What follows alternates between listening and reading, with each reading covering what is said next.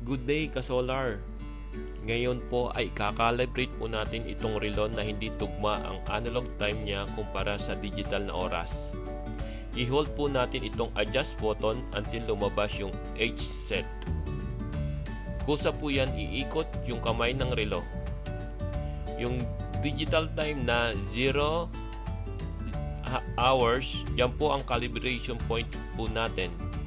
Itatapot po natin yon sa alas 12 or 12 na oras ng ating kamay ng relo.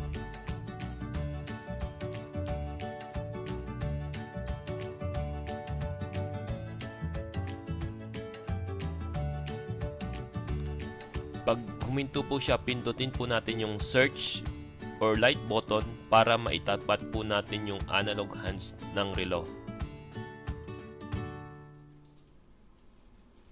Habang hinihintay po natin, ito po ay unti-unti po nating itatapat manually sa pamamagitan ng pagpindot nitong light button hanggang sa tumapat po siya doon sa 12 o'clock or 00.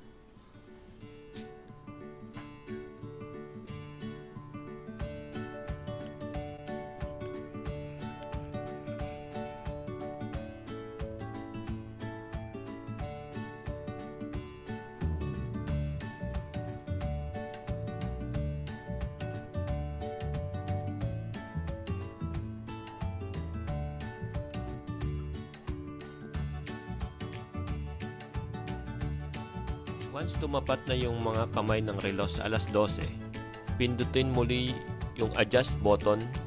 Kusa na po yung mag-adjust kung anong oras nakaset sa digital. So pamamagitan nito, tapos na po yung ating calibration. Kung nagustuhan mo itong video, huwag po nating kalimutan mag-like and subscribe, pati na rin po sa ating mga social media accounts. Yun lang po muna. See you sa next video.